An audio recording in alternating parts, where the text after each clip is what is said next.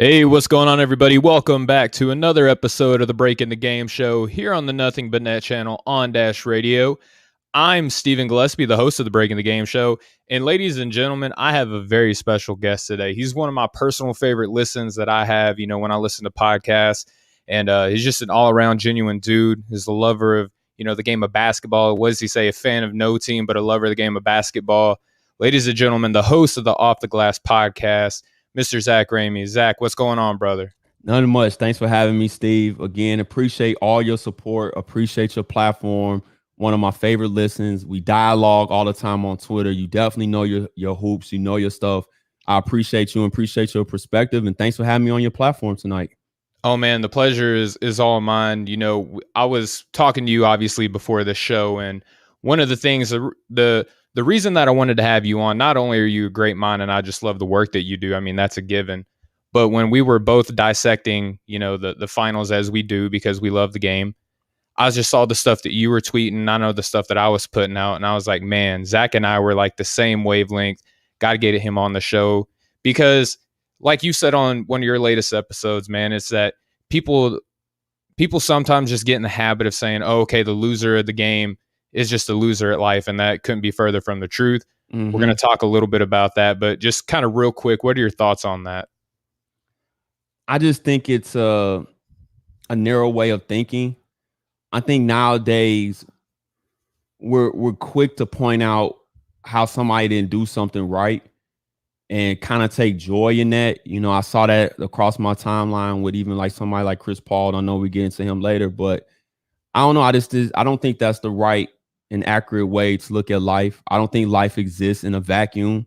I think life is layered. And I think it's the same thing if you look at a basketball game. And that's why I think sports can be one of the best teachers of life because it mirrors life. So many different dynamics go into a game to determine the outcome of a winner and a loser. So to just focus on one side of it, I don't think that's an accurate way of looking at it. And I think in a lot of ways, you also cheat yourself and limit your perspective and your knowledge and actually being able to learn something, whether it's a basketball game to take away from the game or to learn something or a situation you come across in life.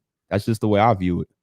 Yeah, and you spoke on that pretty eloquently in your latest episode of the finals, and I want to touch on a deeper part of that episode later on in the show.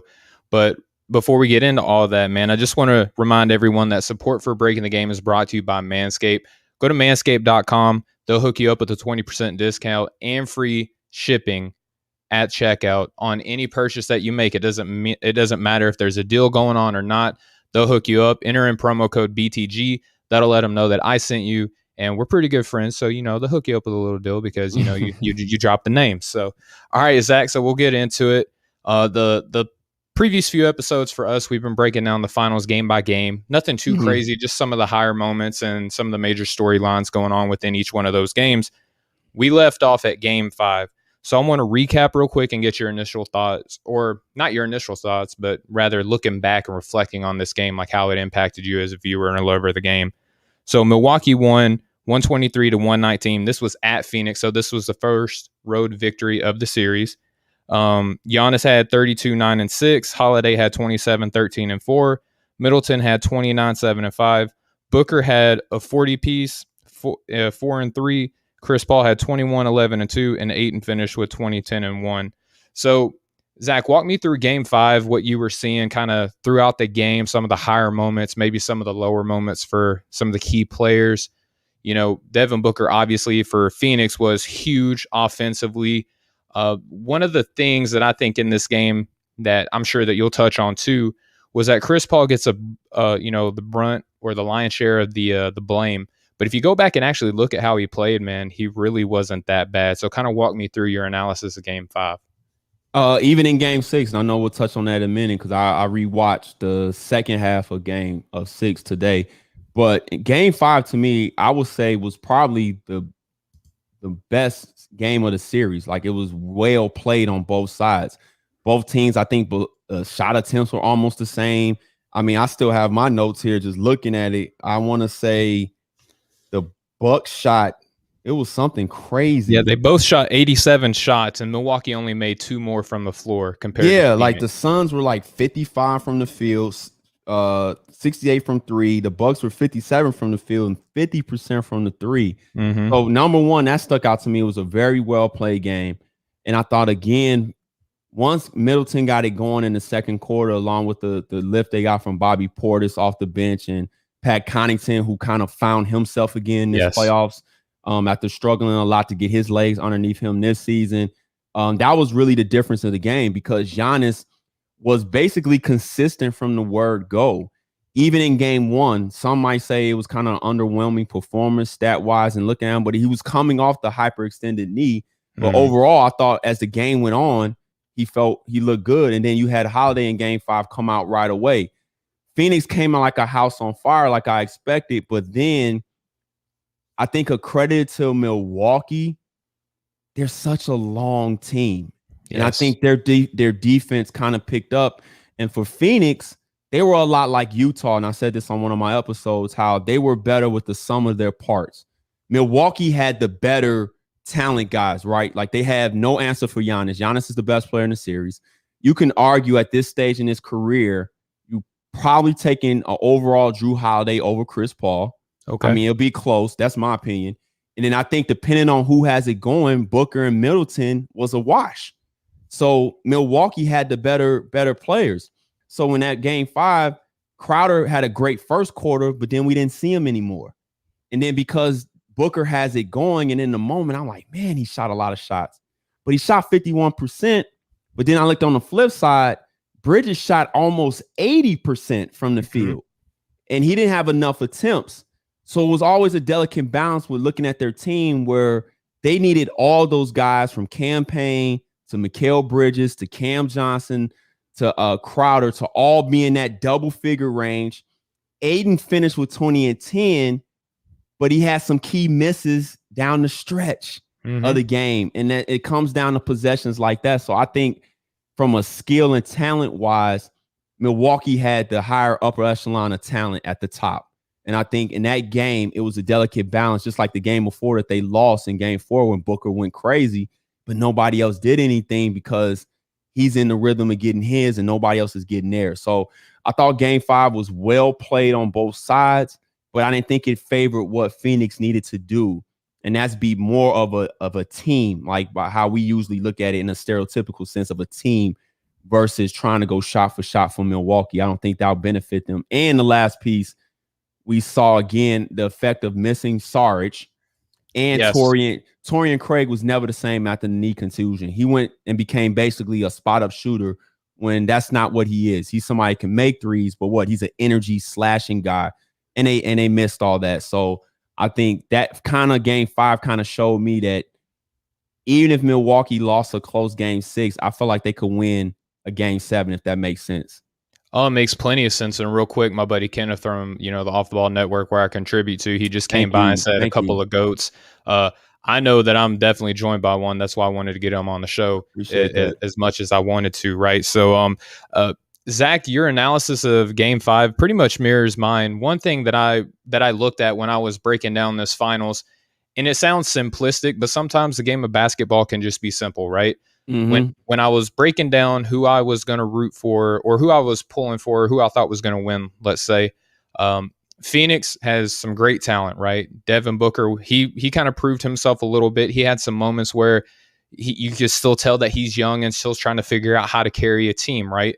Chris Paul, even in his bad games, he's putting up better numbers than most would, right? So Chris Paul, even though I don't think that he was 100% healthy, we can talk about that in a little bit too. They had 2 ball handlers and shot creators for others. Whereas Milwaukee, you spoke to their length. That I think was an astute observation on your part. I think too, they just have 3 shot creators, 3 guys that can create for themselves and others. And we saw that bear out in the final. So it really came down to 3 is greater than 2, in my opinion. And I picked Milwaukee in 6. And what I'm affectionately going to be referring to now as, I know that they're not the first to do it. I'm just going to call it a Milwaukee sweep when a team goes down 2 games to 0 and then wins 4 straight. I'm just going to refer to it as a Milwaukee sweep. Yeah. So what do you think about the 3 greater than 2 aspect of the game? No, that sums it up. I think we both are hitting on the same thing. And then also I think what got lost in all this, because again, the mainstream media dropped the Kobe Bryant comparison bombshell on Devin Booker, which wasn't fair to him at all. This was his first playoffs. Yep. Like this was his first playoffs, and he made it to the finals. And he had a broken nose that got broken twice. Not to make excuses, but you have to add all that in when you're being critical of a player. Yeah, we can critique their game, but you have to kind of look at everything. So no, it was basically like you said, the sum of their parts. 3 is greater than 2. And again, it was Devin Booker's first playoff trip. I mean, DeAndre Ayton as well. He's in year 2. No, what, year 3 now? Was year 3. Yes, yeah, sir. yeah. He's in year 3. I'm gonna say technically year 2 because he missed most of last year with the suspension. He missed the first 25 games. So all this was a learning experience across the board. But again, when you're trying to win championships, all that kind of goes out the window. But for us, breaking the game down, all that kind of stuff matters. Absolutely. And real quick, just to further break down game 5, Phoenix was plus 18 from deep, but Milwaukee made one more 3 than they did. So sometimes it's not efficiency, but, just a number of times that the ball goes in the hoop, right? Phoenix was 10 from 11 from the line. Milwaukee was 9 of 17. Phoenix was plus 4 in blocks, plus 2 in steals. They were minus 3 in turnovers, or committed 3 less, let's say, and had 6 more points in the paint, where Milwaukee was plus 2 on the boards, plus 3 in assists, and had 3 fewer fouls. So almost split down the middle when it comes to what I affectionately call winning stats, things that you look for in the box score that you just say, okay, the team that won, usually they shoot better, usually they have the hustle stats, right? It was relatively split, and that's why we had the close game. So we'll transition now, Zach, into game 6. It was obviously held in Milwaukee, and that was just the other day. Milwaukee won that game 105-98. Giannis, one of the best just outright performances. Oh, yeah. Just one of the most outright dominant performances we've ever seen. I don't even want to rank it, Steven, to be honest with you. I'm going to take some time to kind of reflect. But in the moment, I was like, this is special. Like, even before he got the 50, just watching his energy from the word go, I was like, nah, he's going to do this something special tonight. And it bared out that way. Yeah, and what do people sometimes say, Zach, whenever they're given their post game, commentary on how they played? Most people say, "Oh, I just took what the defense gave me. I let the game come to me." Giannis basically was like, "No, I'm going to go out and take this game. This game is mine for the taking." What did you think? No, I agree, and I'm such a basketball nerd as a child. It takes me back to certain moments, and Jordan is my favorite player, and not because of the stuff that we see, but just the behind the scenes stuff. And I said this on my pod today. His performance reminded me of Jordan in '92 when they went up against a great unexpected Knicks team. They were picked to sweep the Knicks that series. They ended up going 7. And then I think it's Michael Jordan Airtime, the video, the VHS. He asked his dad, he said that the New York series was like a fatherly advice series. And he says, I asked my dad, what should I do? Should I go out, set the table for them? Or he's like, no, you go out and you lead. If they don't follow, they don't follow, but you got to take the lead. And I felt like that's what Giannis was doing from the word go. It was almost, because remember, up into those games, he had to come out the game early because he had to get his second win. But it was like whatever supernatural strength he had he was literally sprinting from offense to defense to get run down blocks, to get rebounds. He was just so forceful. It was like watching a power puncher in a boxing match just come out from the word go and throw haymakers for 12 rounds. And Giannis was just so much more physical and aggressive than them. And I really believe it affected DeAndre Ayton, because it was the first time I saw DeAndre Ayton play kind of soft around the basket. Kind of looked like the DeAndre Ayton that we were all kind of nervous coming out of Arizona, where they was worried about his motor and his lack of aggression. And for the first time, I was like, wow, this is something I haven't seen. And that's why my comp from Giannis has always been the whole time Moses Malone, because that's what Moses Malone did. For his era, he was seen as not being skilled, whereas Giannis for this era is seen as not being skilled. But the aggression and just coming at you, and you're not going to deny, it was on full display last night. And to finish with 50 points, 14 rebounds, and 5 blocks. Off the top of my head, it's got to be a top 5, top 10 finals performance of all time. It has to be. I just even from the raw data, I hadn't seen I haven't seen, it was like a throwback game far as effort for the whole game. I mean, I'm talking, going on, but it was incredible, Steve. It was incredible. No, and I've just listened to you talk about it, just so many memories of the game just rushing back to me. And I really appreciate the comparison that you give to, to the great Moses Malone, because I speak often about players who are just often forgotten, players like Kareem, who, when people say who's the best ever, and they say, LeBron, rightfully so, they'll say Michael Jordan, rightfully so. And then they go to players like Kobe, who, God rest his soul, obviously in that conversation too. But my goodness, we forget about Kareem. And then also too, a top 15 player of all time in my book, Moses Malone. What a great comparison to Giannis. And you speak to his ferocity and just his will to win, and that bore out into a 50-point game. 14 rebounds, like you said, 2 assists, and then 5 blocks. Phenomenal. Chris Middleton didn't have, and this kind of will hover over him. It feels like it has his whole career, where he doesn't really give you the gaudy stats or the numbers, but my goodness, 17 points, every single one of those required to win this game, 5 boards and assists. My guy, Bobby Portis from the, state of Arkansas, Woo Pig Suey, I was going on him all night long, but 16 points, 3 rebounds, 1 technical for high stepping. I think he's got a great career as a wrestler when he's done with basketball. Yep. And then Drew Holiday with a, almost Draymond Green-esque, almost triple double, 12 points, 11 assists, 9 rebounds. Every single one of those stats crucial to winning. 4 steals. And 4 steals, yes, sir. 4 steals, yep. And probably one of the best steals in finals history, the game before, right? So he's established himself as one of the premier point of attack defenders in the NBA. And let me ask you a question, because I'm curious to see what you think. I said on my pod, I felt like Drew Holiday's talent, when you combine his offensive bag, because he's a 4-level scorer, post, mid-range, 3, and shoot from distance, and his defensive game, I believe he's like a top 5 talent in the league. But I don't think he has top 5 or top 10 mentality all the time. Am I crazy? Because I think his talent, when you really look at it, I don't think there's too many players that's better than Drew Holiday when you look at his talent. I think each one of those talents that you're speaking on, Zach, are obviously vital. I mean, they don't win a ring without him. What really, I think, separates other players who are in that top 5 to 10 range, in my humble opinion, he doesn't have the break you down off the dribble ability. You know what I mean? Like, he doesn't have that isolation. Give me the ball, I'm going to take the guy off the bounce and finish.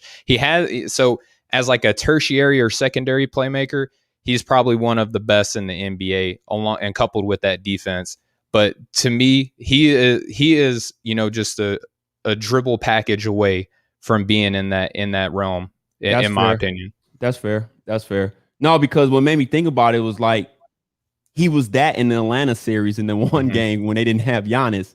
Yep. Like, and then the next game is like Giannis comes back in game 1 and he's deferring to Giannis. It's like, no, like no, your talent doesn't say defer, Drew. We need you to keep doing this. But no, I just wanted to ask you that real quick, because that was just sounding kind of like an observation I had this year. I was like, man, Drew is really, really good. Like, I don't think people really understand how good he really is. And for the first time throughout his career, like, he's been able to stay healthy consistently too. I think that's been another issue throughout his career was, not being able to stay healthy. Yeah, 100%. And we're seeing him in a role, in a position where he's never really been in before. He's never really played next to 2 players that are equally or better or more talented, I should say, than him. So we're seeing him operate in a position that we've never seen before. And it's been fun to see, because you get to see him now not take so much of the offensive load on his shoulders. And that gives him that much more energy on the defensive end to pick up a Chris Paul the entire length of the floor.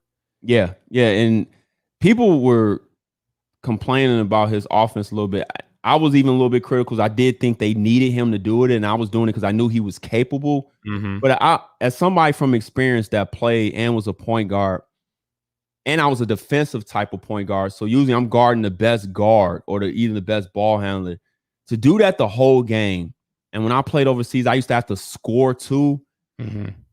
I couldn't even imagine doing that for 48 minutes in an NBA Finals game. And they're playing drop coverage, where it puts a lot of pressure on the guard to fight over screens constantly or go underneath because they're not blitzing every time. They're not switching. It's just a little different ball game. And I played at the tail end of at the beginning of when pick and roll basketball was really coming into vogue. And I couldn't imagine playing a game where I would have to fight over that many picks the whole game. And then they're expecting me to get 20 points on the other end as well. I think that's why there's a short list of guys in the history of the NBA that were incredible two-way players, because it's extremely hard to do. And the easier thing to do for a lot of guys is what? Just focus on scoring than playing defense.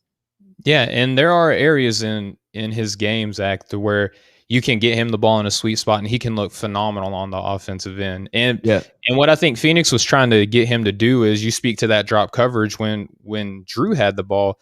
I feel like they were giving him that same style of defense to where they were daring him to make a decision off the pass. And he's learning, like I said, he's learning a new spot and setting other people up instead of just being a downhill attacking the basket, playmaker, if that makes sense. I agree. All right. So rolling on here with our game 6 recap, we just focused in on, the Milwaukee Bucks. Bobby Portis had a great game.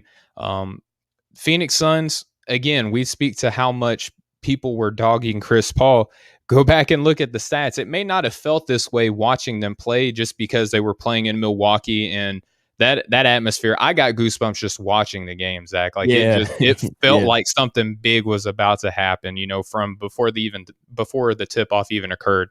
But Chris Paul, 26-5-2, led the team in scoring. He was just as effective passing the ball, got you a couple rebounds, and his defense wasn't terrible either. And you consider too, you pointed to this earlier, Zach, is that Milwaukee's huge. Their shortest player is Drew Holiday, 6'4". Chris Paul's out there maybe 6 foot. Yeah, that's being very generous. Yeah. I'll say that's being very generous. Realistically, probably somewhere in that 5'9" to 5'10" range. Yep.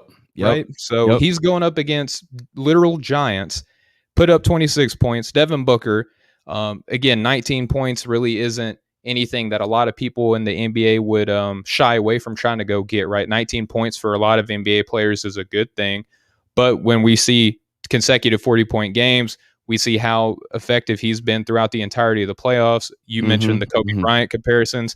19 points, not what anyone was expecting, nor was it enough to put Phoenix over the hump in Game 6. Crowder gave you 15 points and 13 rebounds, a great hustle player, everything that Phoenix wanted from him when they signed him away in free agency.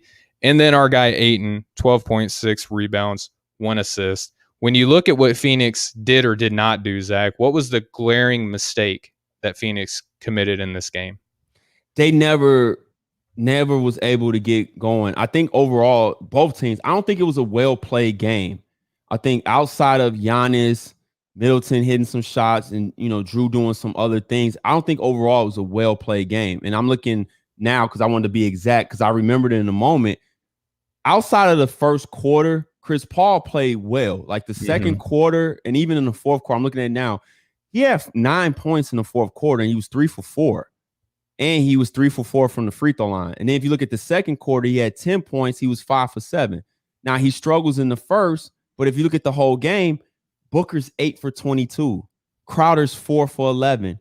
Bridges is 3 for 7. Ayton was 4 for 12. Cameron Johnson was a no-show. He was 1 for 5. So it comes back to what I said earlier with Game 5. Phoenix has always been the sum of what? Their parts as a team. And I think, again, you could tell early on for both teams, it was the nerves. It was the stress for Phoenix having to force a Game 7. It was the stress from Milwaukee trying to close them out and win a championship. And I just think for some guys, I don't think they ever really got settled in and got a rhythm. And Giannis being the great player that he is, and usually this is what a great player does, he imposed his will so much on that game that he didn't allow them. He would not take his foot off the pedal because even you brought up the big steal that Drew Holiday had in Game 5. If you look at that play, Tucker plays solid defense to keep his feet in front of him. But when you look at him, Giannis is right there walling Booker off. Lopez is kind of behind. Drew smartly digs down and gets the steal. But when you look at them on defense, it's the same thing. That's why I said they're a very long team. So if your best player... Oh, I think I lost you, Zach. I think you muted. playing that hard and then setting the tone like that, Phoenix just never got comfortable, and the shooting percentages bear that out. They just never got comfortable. And again, you're not going to win with Booker going 8 for 22 and the other guys going 1 for 5. It's just not going to happen. Yeah, Booker, definitely. You want to see more out of him. But again, something that I really, respect and admire about you is a shared opinion that I have too, is that, he's 25 years old. Not only is this his first finals ever, you pointed out to this earlier, it's his first time in the playoffs, and he did a pretty good job, and Monty Williams, I think one thing that I think got overlooked during this game was the adjustments where Mikal Bridges basically Drew Holiday, where he picked him up most of the court and guarded Drew Holiday, bringing the ball up the floor. And I think that stunted Milwaukee's offense. Had Monty made that adjustment and put Mikal Bridges on Drew Holiday to pick him up, 3/4 of the court, how do you think? Mic check. I hear you.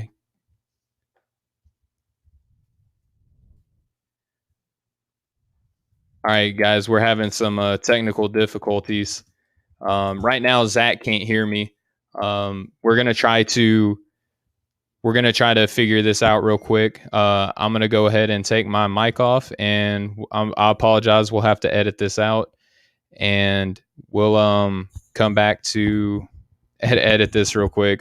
Zach left us, so what I'm gonna do now is call an audible. This is one of the things that sometimes we have to do in the podcasting business. Sometimes technical difficulties happen. So I'm going to continue on here with some further analysis that I have from the game. So right now, Milwaukee, they were 37 of 82 from the floor. Phoenix was 38 of 86. Both teams made 6 3-pointers in the game, which was a very low statistic. Most of the time in the finals, we haven't seen teams only made 6 3-pointers for one team, let alone both. Phoenix was 16 of 19 from the line. Milwaukee was 25 of 29. Milwaukee was plus 16 in rebounds, 6 in assists, plus 2 in blocks, plus 6 in points to the paint, and they committed 4 fewer fouls than the other team. Phoenix was plus 1 in steals, and they committed fewer turnovers, but really it was the aggressiveness of Milwaukee that kind of bore out and allowed them to take the lead. And we saw that, at the free throw line. So rejoined by Zach Ramey now. Technical difficulties are squashed now. We're going to go ahead and get his insight now on just the overall aggressiveness of Milwaukee compared to Phoenix in that game. Zach, what did you think of just how hard Milwaukee played compared to Phoenix? No, I thought they played much, much harder. You know what? I'm not going to say like that. I think both teams played hard. I didn't feel like the effort was not lacking on both sides. I just think, again, Giannis's imprint was all over this game. And sometimes that's the difference. It just really is. And then I think Phoenix overall, their role players' games didn't always travel with them on the road. Like we saw Mikal Bridges struggle in game 3 and 4. But Cam Johnson played well, right?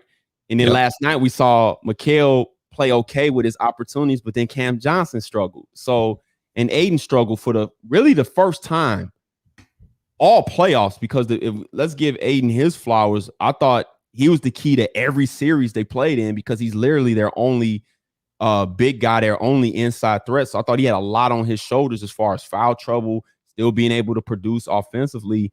So with that being said, I don't think they necessarily played harder. I just think Giannis' force was just so much. And we said this during the game. It reminded me of Dwayne Wade when he made his first championship run.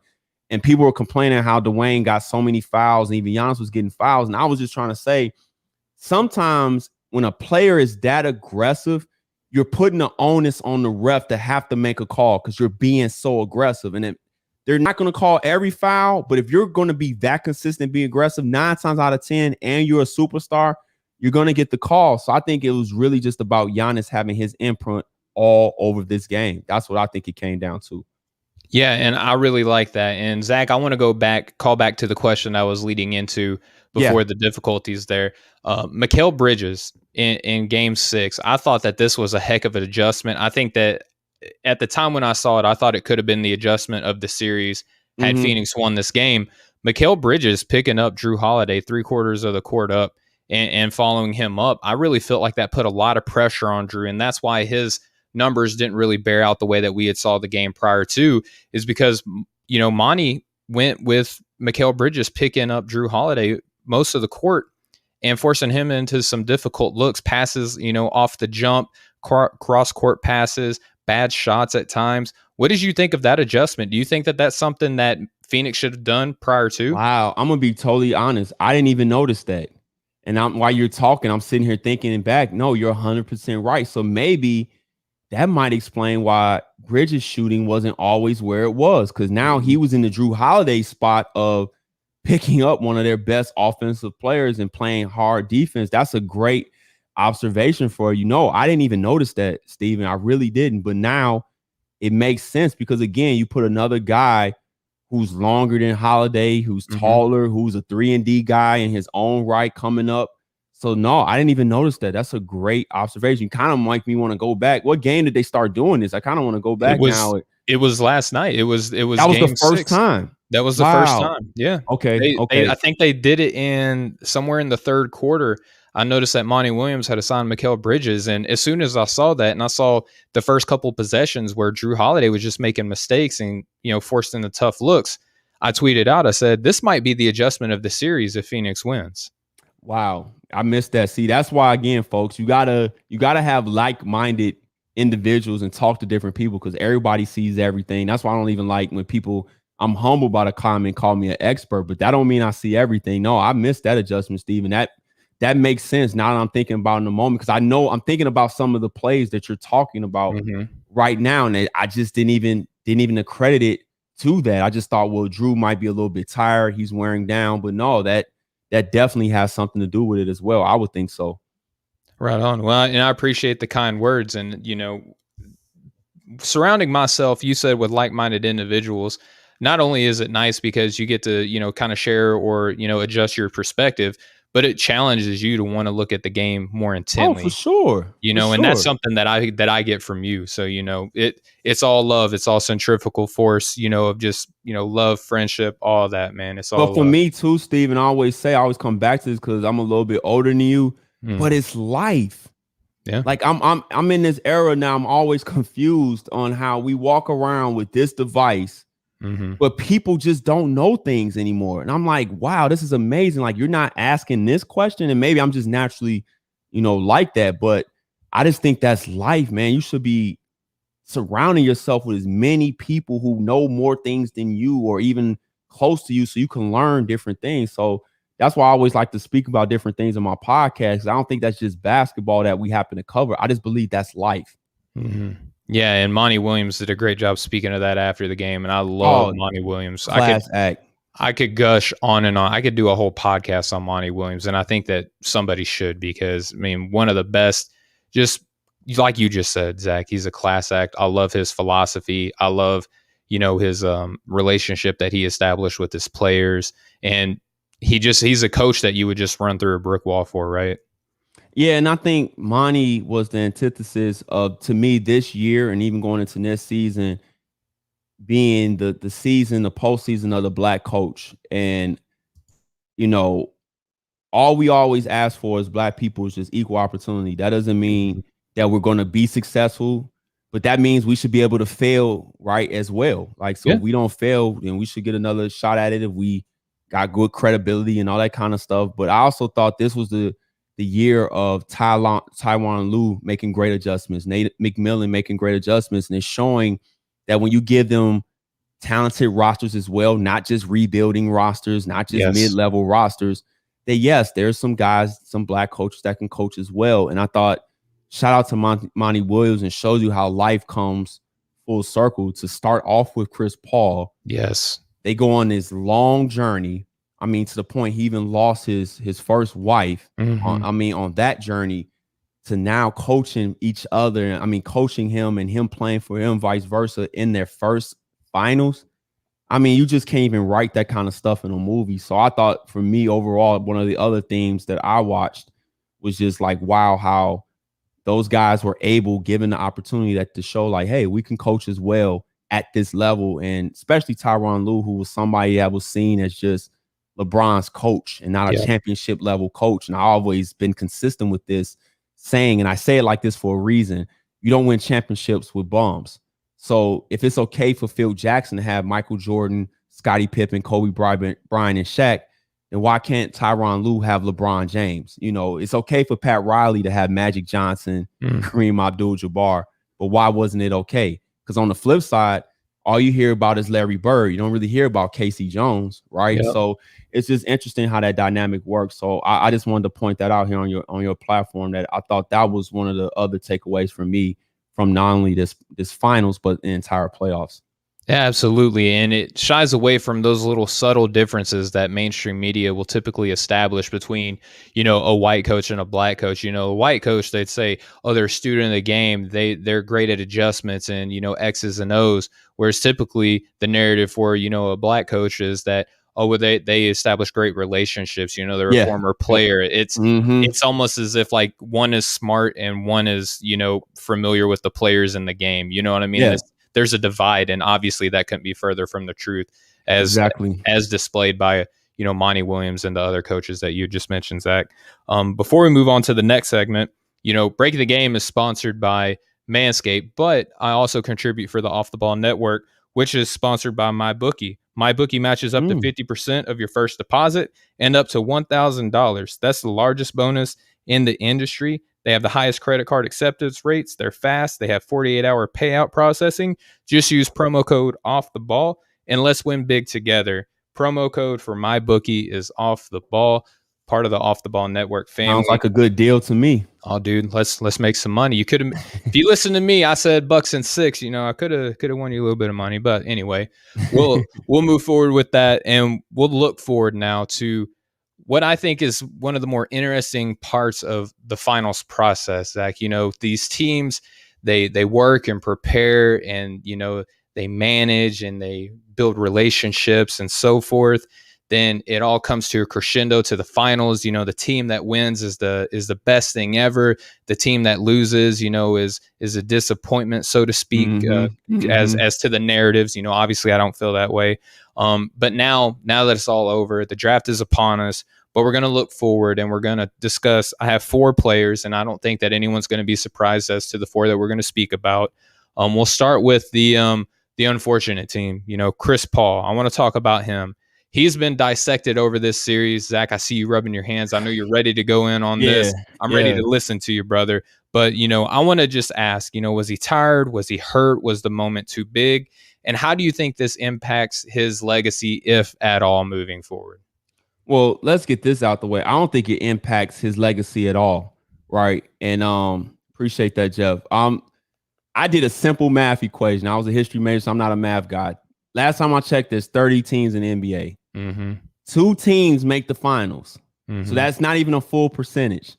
I think if I remember my calculation, it was like 0.067. You know, one team is going to be the champion. I think, Steve, it was even lower than that. That was 0.033. So I say that to all that to say this. It is hard to win a championship at any level. I was talking to my mom earlier. I said, really, the only level where one guy can like lead a team to a championship is mainly your high school level. And then I said that can be debated depending on what level of high school you playing with, where you live at, the state, absolutely. The state, because being here in Illinois, I've only seen it where off the top of my head recently, 2 guys that were individually brilliant led their team to a championship. The rest of it was all like teams. And that was John Shire. He went to Glenbrook North, went to Duke. He's now the new Duke head coach. And that, of course, was Derrick Rose, who went to Simeon. Other than that, those teams were all like great teams. So to hold everybody to this championship or bust standard, I think the whole time this has been out of hand. I think it's absurd. I think it's dumb. For me, when I use rings to debate, I'm debating other great players that have rings, right? Other than that, we just got to look at the career on the merit of what it is. And if we're being honest, Chris Paul might have had a couple moments in the playoffs here and there where he didn't play well, but those moments shouldn't overshadow his body of work, where all he did was transform franchises into winning franchises. Tyson Chandler was on his way out the league. We forget this. He turned Tyson Chandler into a running, rim lob catching, block shot big, which if we reverse that, those are common now.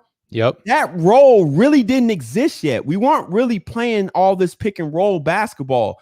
New Orleans, Chris Paul was kind of the first team, those early Orlando teams with Dwight Howard, where they kind of started playing that way. Steve Nash, of course, Phoenix. With Phoenix, but we were still throwing the ball on the block. This is still Chris Webber. This is still Tim Duncan. This is still Kevin Garnett and those guys. So I think for him to lead there and go to the Clippers, who they were the Clippers. Laughing stock. I mean, I don't think people remember this because we so in always with the recency bias. And then we saw the magic trick he pulled off in Oklahoma City. No, I didn't expect that. Nobody saw that coming. And then this year, he took them to the finals. So to grade him on the curve of championship or bust is absurd. Do I think the moment was too big for him last night? No, I think early on, everybody had nerves, but I don't think he choked.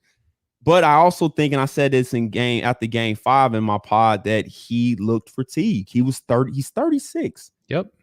With a shoulder, with some ligament stuff in his wrist. I mean, but everybody had injuries. And I think towards the end, it shows you mentally how strong he was. And like how they say it was like a gut check performance. Because like we said, he finished with 26 last night. He played well with all of that going on. And it also speaks to how hard it is for a small guard to be the best player on their team and win championships. That's why for me, after I heard the interview that Rashad Phillips did with Isaiah Thomas, I put Isaiah as my best point guard ever. I put him over Magic because he's the only guy, and I've seen Isaiah in person. I mean, he's from Chicago. He's 5'11". He's the only player in that era to not play with another top 50 greatest player and win multiple championships. And if you want to play the what if game that people want to play, they could have beat the Lakers the year he sprained his ankle. Yep. The year Jordan went in in 91, I learned this in the interview. He's playing with a fused wrist. So he couldn't even shoot anymore. And if you go look at the stats, his shooting percentage was different from 90 to 91. So he's the only one. And he did that twice, back-to-back championships. He's the only one. Other than that, nobody else at that size has ever done it because the average height in the NBA is like 6'6", 6'7". It's still a big man's game. So when you put all that into a dish and a recipe, you come out with, to me, proper perspective of how we should view Chris Paul's career as one of the greatest point guards of all time. He's the best point guard of his era, of this generation, and he's a winner. And he's somebody that should be celebrated. He's somebody that should be admired. And he's somebody that when people ask me about their sons, what should they be watching, always send them the Chris Paul tapes on YouTube. Yes. Always send them. Always. Yeah, Zeke was incredible. Always send them. So that's my interpretation of Chris Paul. The championship or bust argument, we need to stop this as an argument because it's absurd. It's an absurd argument because it's extremely hard. And I'll close with this, Steve. I played organized ball for almost 25 years of my life. You know how many championships I've won? How many? 0. I'm not going to even count the conference tournament championship my junior year at my school because we didn't go on and win the national championship. So I'm not going to even count that. 0. That's how hard it is to win a championship. And there's folks that get into the NBA who win a ring, and that's the first time that they ever even get one. And you think, and if you just think linearly, you just think that, okay, the best players in high school go to college. The best players in college go to the pros. And then the best players in the pros win rings. It doesn't work that way. There's peaks and valleys. There's different multiple paths. Some dudes go to the G League now. So people go overseas, and there's a number of leagues that people don't even know about to where it's just as difficult there to win as it is at a collegiate level or other pro organizations. And then even in college, like we said, in states, you know, you got your Californias and your New Yorks and others, Texas, where if you win a ring there, that's almost the equivalent of winning one in, you know, the NCAA tournament, you know? Yeah, and that's why being from Chicago, more guys are revered for their high school career than even what they did in the pros. Like, there's guys that have, like a Will Bynum, he's revered here in Chicago because he was so dominant as a high school player. There's a guy going way back, being older, he played at LSU, Jamie Brandon. He's revered in Chicago, but he didn't make it to the pros. He hurt his knee. Like a Marcus Liberty, even going further back, there's guys I can name that are still revered in Chicago basketball because of their high school career. And their college career might have been okay, or they might have made it to the NBA, or they may not have made it to the NBA. But because they were so good in high school, they are still revered and still respected. That's just what it is. All right. Well, Zach, here I'm looking at the time, and I definitely want to continue this conversation for the podcast. But I have some time here for the Dash Radio show, which everyone's listening to right now on the Nothing But Net channel here on Dash Radio. You shared an interesting, I don't want to even call it a perspective, it's a reality. On your latest show, you spoke to the importance of fathers. I myself, I have 4 beautiful kids. I love the role of being a dad and a husband. I take it very, very seriously. My family's actually out of town for a week and a half, so I'll miss them dearly. It's quiet in the house, and I hate quiet. Yeah. But you spoke to the importance of the Black father, and I would just want to honor you with giving you time here to share that here on the airwaves on Nothing But Net. I appreciate that, Steven. I wasn't even going to talk about that. I was just going to recap the game. And I was talking to my wife about the game, and she got going talking about Giannis and how he is as a man and how he conducts himself. Because nowadays, in my humble opinion, this type of man, especially the Black man, is not always embraced like it should be.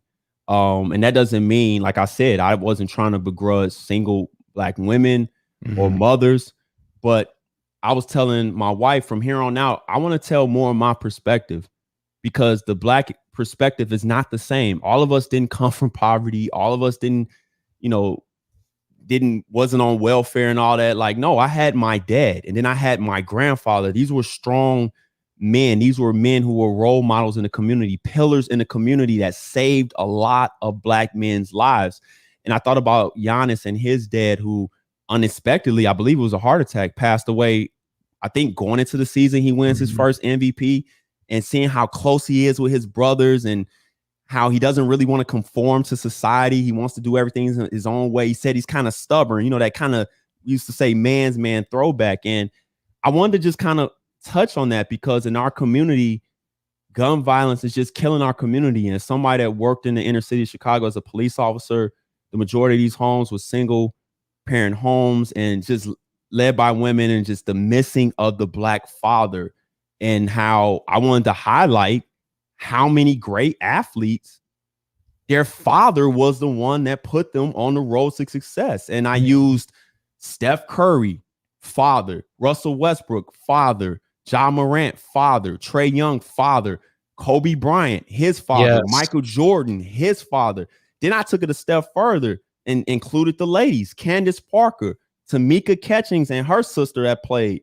I didn't even think about them, the Ogumake sisters in the WNBA. And then I even said in tennis, Naomi Osaka, Coco Gauff. And then, of course, Serena and Venus Williams, which is like the ultimate story. Father didn't play tennis. They're in Compton. He's reading books. And she's arguably, Serena, not the greatest tennis player, female tennis, arguably one of the greatest athletes of all time.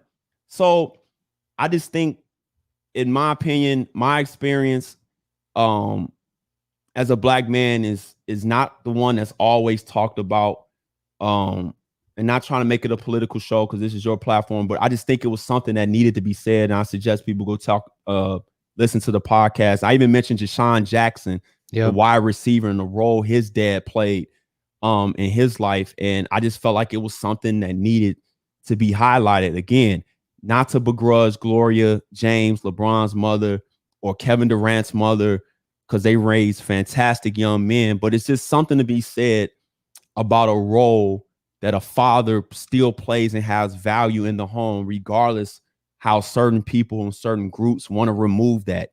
And it doesn't affect every group the same, but it definitely is killing our community right now, because most of these young men, most of these teenage boys, these juveniles that are committing these horrendous crimes, they come from fatherless homes. It was like, I remember a real quick story.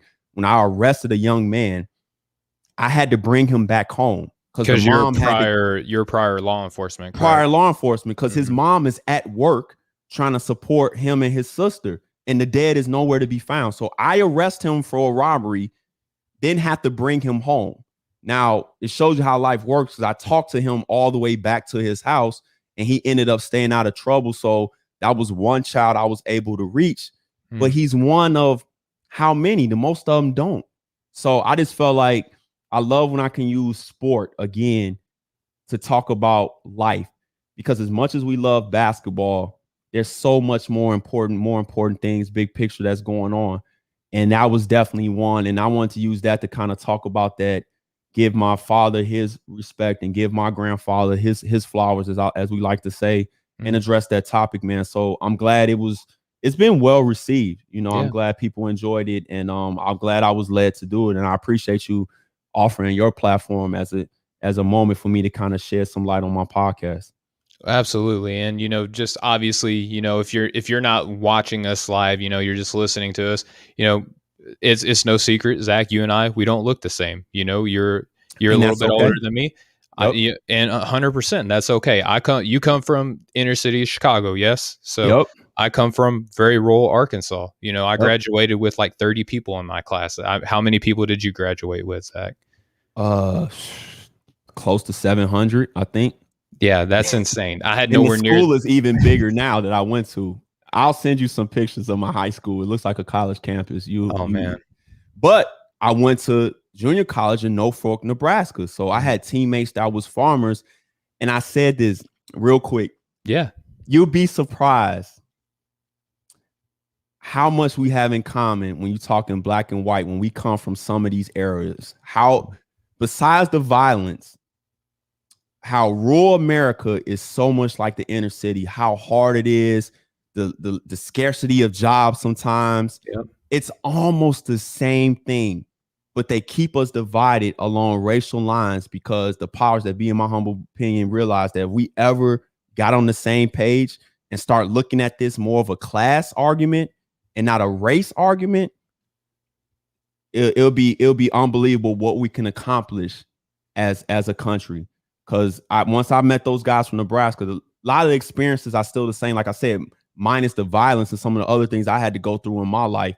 But far as just everyday life and school, healthcare, jobs, rural areas, a lot of ways no different than the inner city.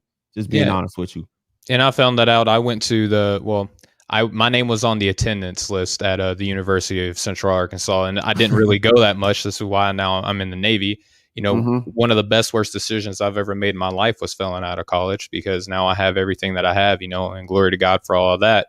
But it's one of the things that I learned, man, going to predominantly black school, and it's just one of those things, like you said, there's so many life similarities, no matter where you come from. And the way that you spoke on, just the importance of fathers, I wanted to give you this platform, man, just to do that, because I I have four appreciate that. kids all under the age of 8. I love them dearly. I got two. Yep.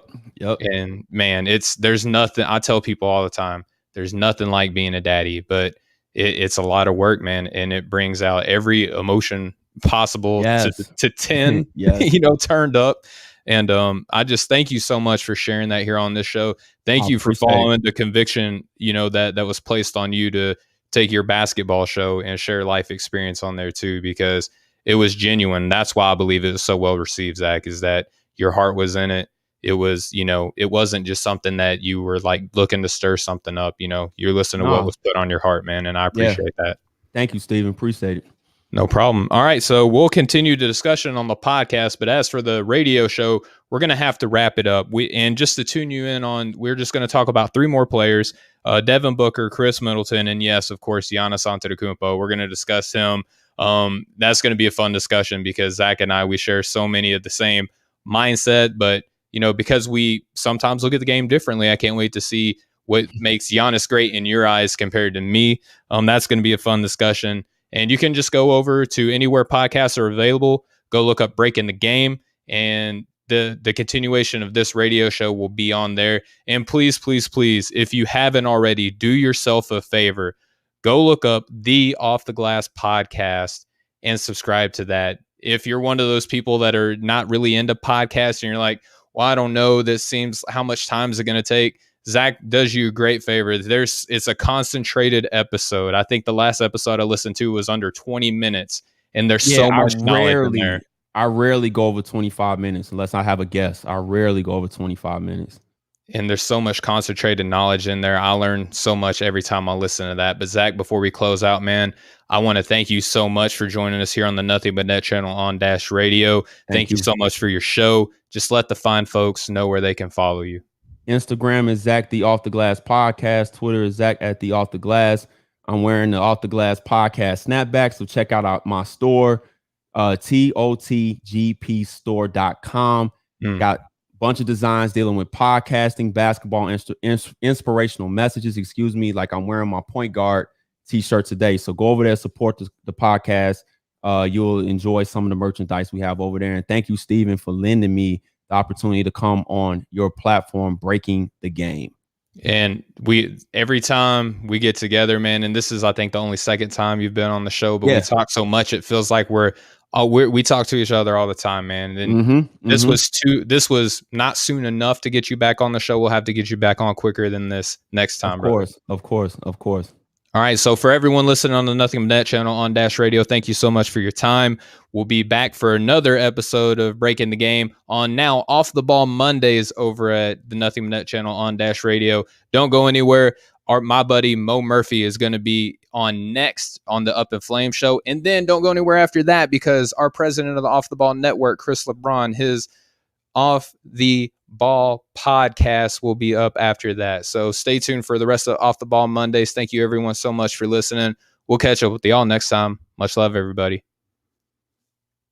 All right, now we'll continue on with the podcast. And Zach, I know you've been so gracious with your time. We can comb over these as you see fit. I want to go ahead and address the biggest name that we didn't get to on the podcast. And if you're coming over from the Nothing But Net channel on Dash Radio, thank you so much for your time. Just like, share, subscribe, follow, rate, and review, all those fun things. Zach, Giannis Antetokounmpo. Let me just list this off to you real quick. 2-time MVP, Defensive Player of the Year. He's 5-time All-NBA, 5-time NBA All-Star. He is the most improved player, and now he is the 2021 NBA champion and the Finals MVP. Talk to me about the ascent of Giannis. And one thing that you and I have shared is that he's ahead of schedule, man. I love that. We've same wavelength again, man. So talk to me about Giannis. I was talking in Twitter Spaces, like, I don't understand why people are so critical of him and don't embrace the story. It's an incredible story. Drafted second division Germany. The tape looks like something out of the 80s. I'm like, what are we watching here?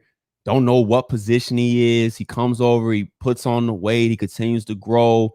Shout out to Jason Kidd, who kind of got it going, putting the ball in his hands, continue to lock himself in the gym and just work hard. I mean, work ethic is just incredible.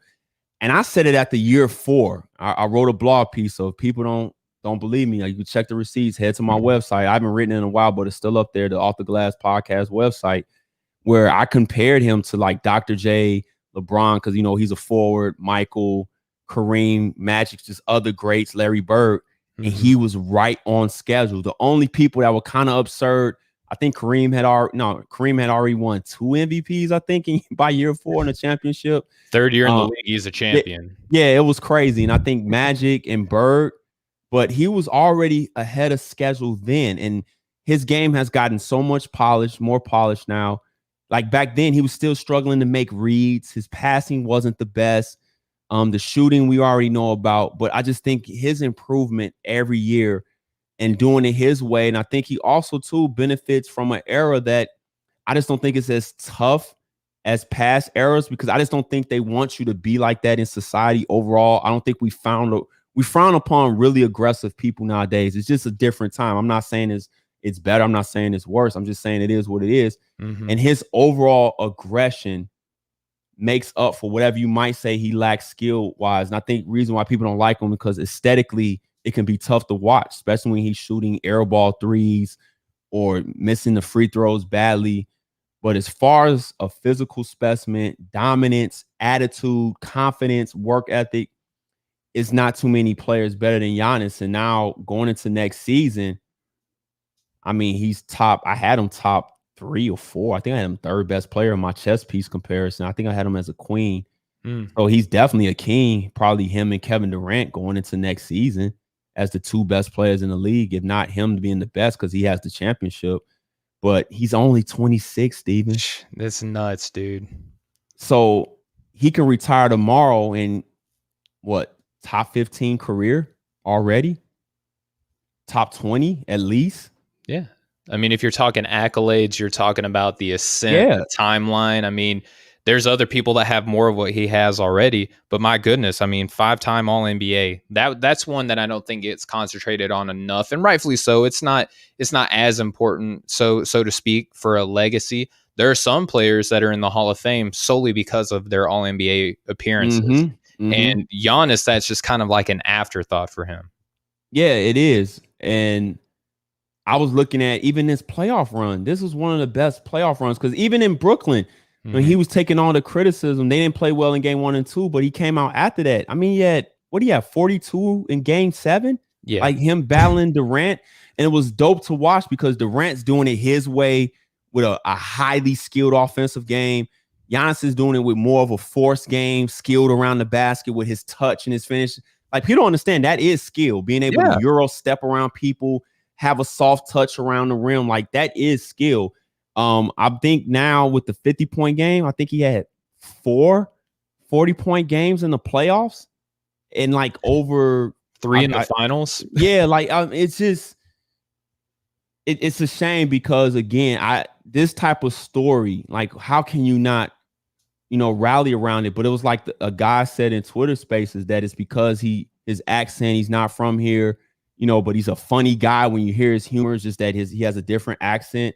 Like if he was from the United States, he would be the most marketable player in the NBA. He really would. I mean, he works hard. Like I said, he has a sense of humor. He's a family man. He's simple. He has all the tools. He's not a bad-looking cat either. No, he's not a bad-looking guy. Has the weight room definition, all that kind of stuff. So I think, again, I'm just glad he was able.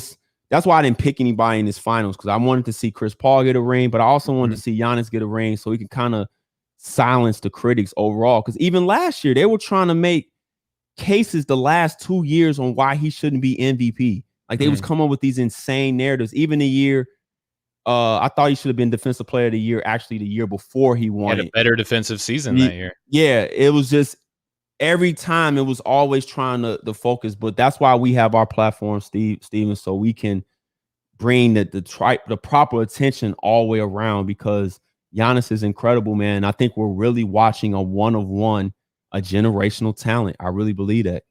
Yeah, and I'm right there with you. So real quick before we move on from Giannis, with Milwaukee winning a championship and Giannis being locked up long-term, Chris Middleton being locked up long-term, all the assets that they gave up for Drew Holiday, you don't do that unless you're looking to make that marriage work, right?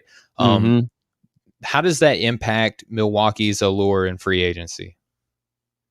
I mean, it makes it, the allure should be there. But again, the interesting part is going to be who can they attract with the money that they're going to have left over. And then, okay, let's say, I haven't heard ownership say they wouldn't be, so I'm not going to say they're not going to, but would you be willing to really go into that luxury tax if possible? Because I don't think they can afford Bobby Portis. He played himself into a great contract. So you're going to have to fill that position. DiVincenzo is coming off a foot injury, and you kind of want to shear up the rest of your bench. I think PJ Tucker is about to be 37. So how many, how much is left in the tank for him? Because he played overseas, well-traveled. So I think it's going to be an attractive spot, but now they're going to reach the challenge of what teams have to do to stay at that level and stay at that championship levels, to be able to fill out the back end or the middle end of that bench. And I think that's going to be the only challenge going forward, just like Brooklyn's going to have the same challenge, because you have Harden, Durant, Kyrie. So now we got to fill out the back end of the bench. Now I think, though, Giannis has made a case where now, maybe not in the past, maybe guys will be willing to take buyouts and come play with him. So I think winning championships always helps. They said winning cures everything. And I think overall, this might be a situation where a guy might have wanted to go to Miami, but now he might say, hey, I'll do the cold in Milwaukee because we got Giannis. They winning championships. They're doing this. I want to go be part of that. And I think if anything, Giannis did a lot for his brand and a lot for the culture of basketball, of being this guy that was able to do it his way and be successful. So I think it benefits them in the end. But I'm like you, I'm curious to see, once the draft is done and all this, how they're going to fill out the rest of this roster, because they're not going to have the same cap space as some of the other teams. Yeah, 100%. They have the very first pick in the second round, which if you're a team like Milwaukee, you got to keep building and building.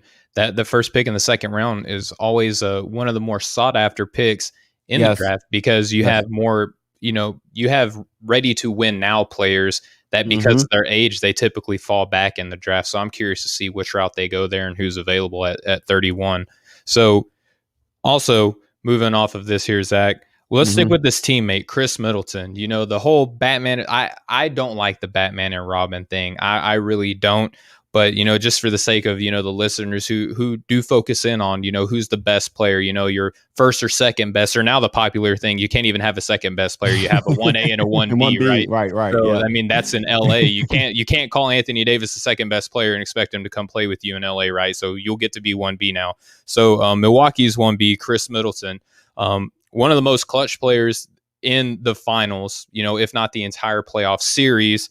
What do you think his performance overall? How does this affect his reputation among the casual fan, or maybe some of the less knowledgeable or unlearned fans? And then also in media, when we rank him against other, prominent wings who have been in the NBA for a while, like a Paul George or someone like that. I think, again, winning helps everything. I pulled up his playoff stats. He averaged 23 and 7, 7.5, and 5 assists. So 23, 7, and 5. He shot 34% from three, which isn't bad because it's the playoffs. He went all the way to the finals, and he shot close to 44% from three. And you're right, it's high volume because he's attempting 19 shots a game. So again, I try to get people to understand that there's levels to this. So you can't compare him the same way as a number two, like maybe a Paul George, right? I think Paul George is slightly better because his ceiling is a little bit higher, but it's not by much.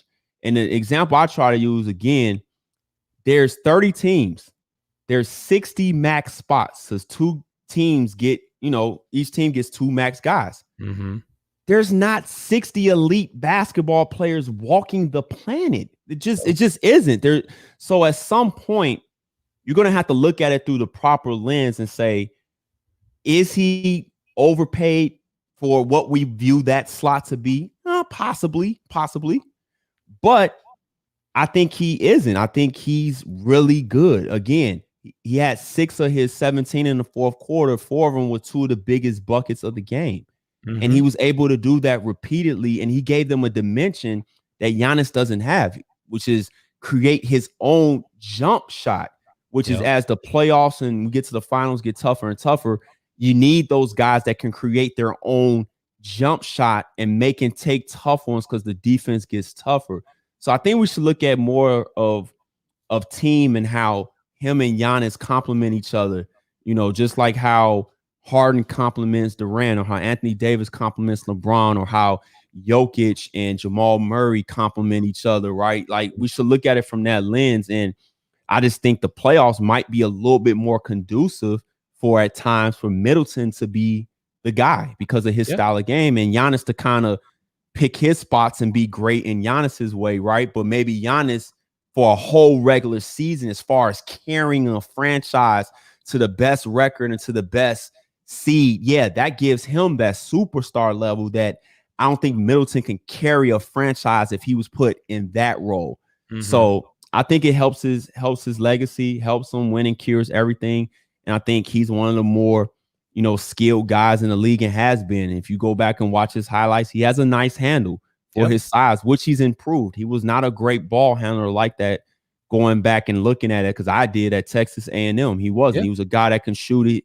He wasn't quite sure what he would be in the NBA, but now he's a guy who, is one of the best scorers in the league. So that's how I look at it from that type of perspective and lens, and understanding that you're going to have some max guys that maybe in the casual fans' eyes not up to earning that type of money, but you have to realize there's not 60 elite guys walking the planet playing basketball at an all-time great level. It just isn't. Yeah, absolutely. And one thing that it's funny how you can look at where the Bucks are now and then say take a young team like the New Orleans Pelicans, where you got two physical freaks of nature and a Giannis and a Zion, and there's some sort of universe where you can coach up a Zion to kind of mirror the game of Giannis. I'm not saying step for step, but maybe Right. style of play. Put Zion in similar positions as a Giannis. And one thing that a Brandon Ingram, he's always been compared to a Kevin Durant because he's long, lengthy, and can shoot. I think a better path for him, and probably the more attainable one, is a Chris Middleton.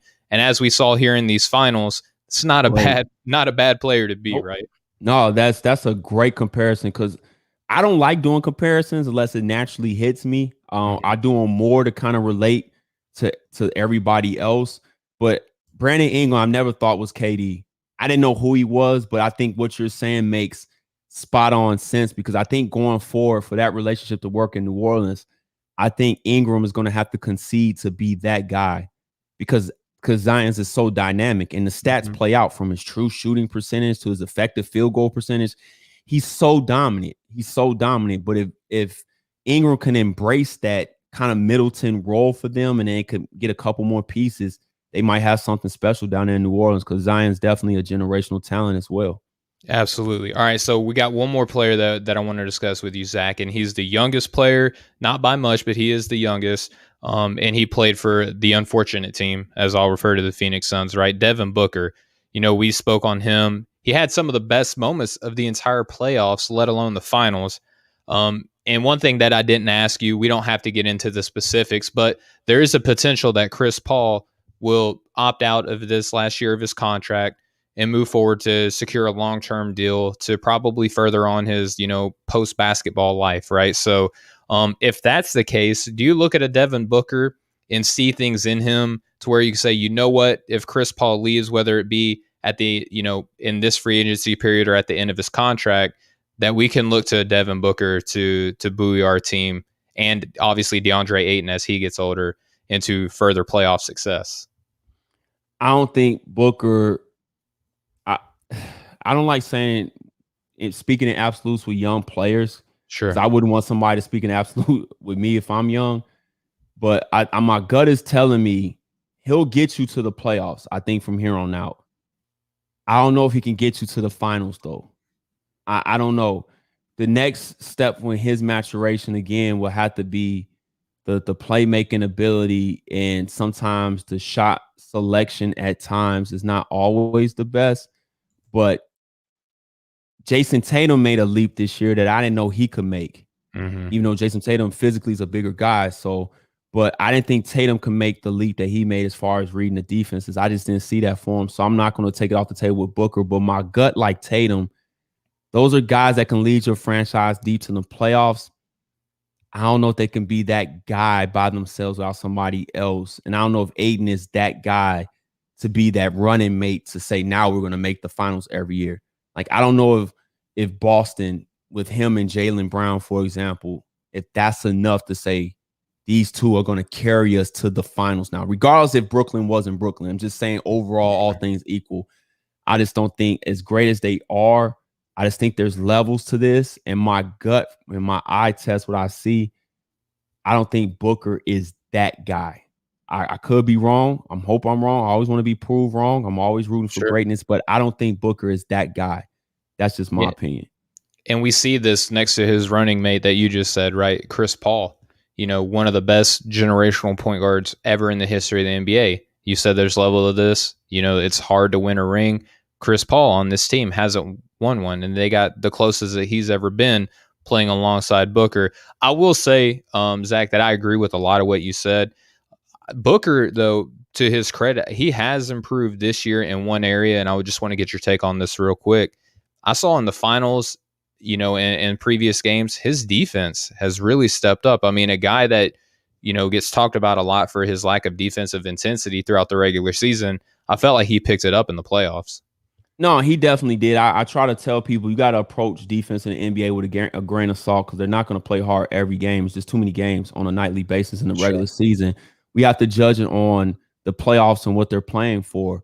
And then I think he bought in and realized again that the culture that they set up in Phoenix, culture matters, starting with James Jones down to Monty Williams, down to bringing in Chris Paul.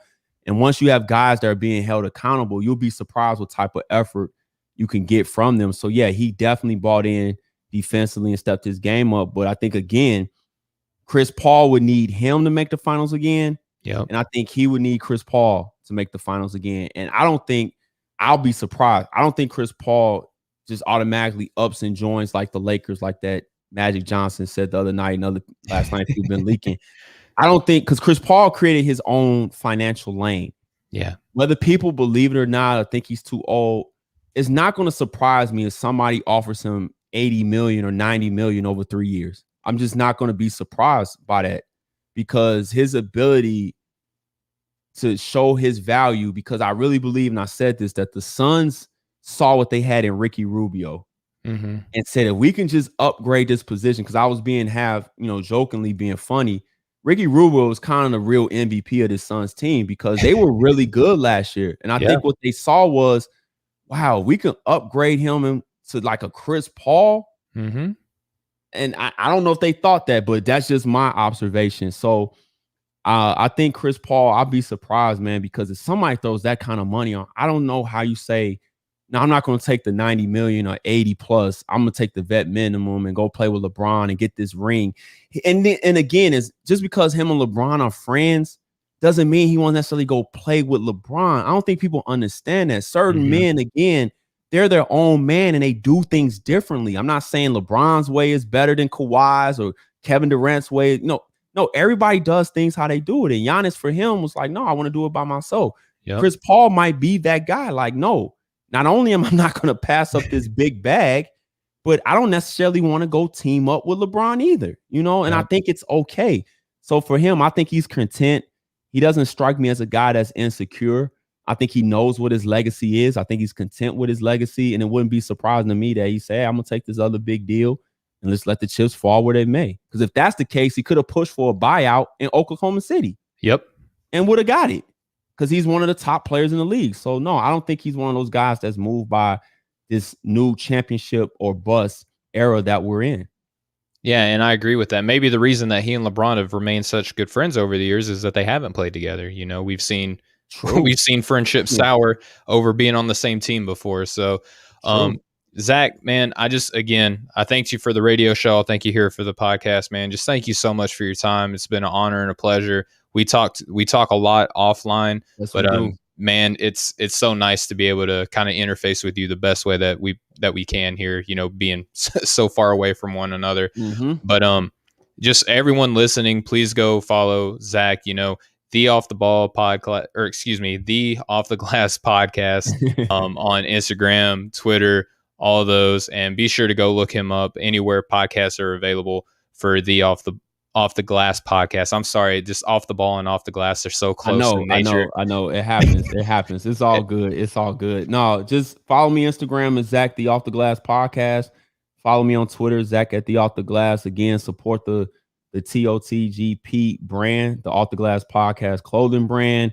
Lots of t-shirts, lots of designs dealing with podcasting, basketball, and inspirational messages. So make sure to go check it out. The links are in my bio. Follow me there. I follow back. Like Steve tells you, I pretty much follow everybody. I don't block you unless you are disrespectful. Even if we don't agree, I'll still engage with you. So follow me. I follow back. Let's talk hoops. Let's talk life. Thanks for having me, Steven, on Breaking the Game. Appreciate it, brother. Yeah, no problem, brother. All right, so for everyone listening to the podcast, thank you so much for your time. We'll catch up with you guys next time. Much love, everybody.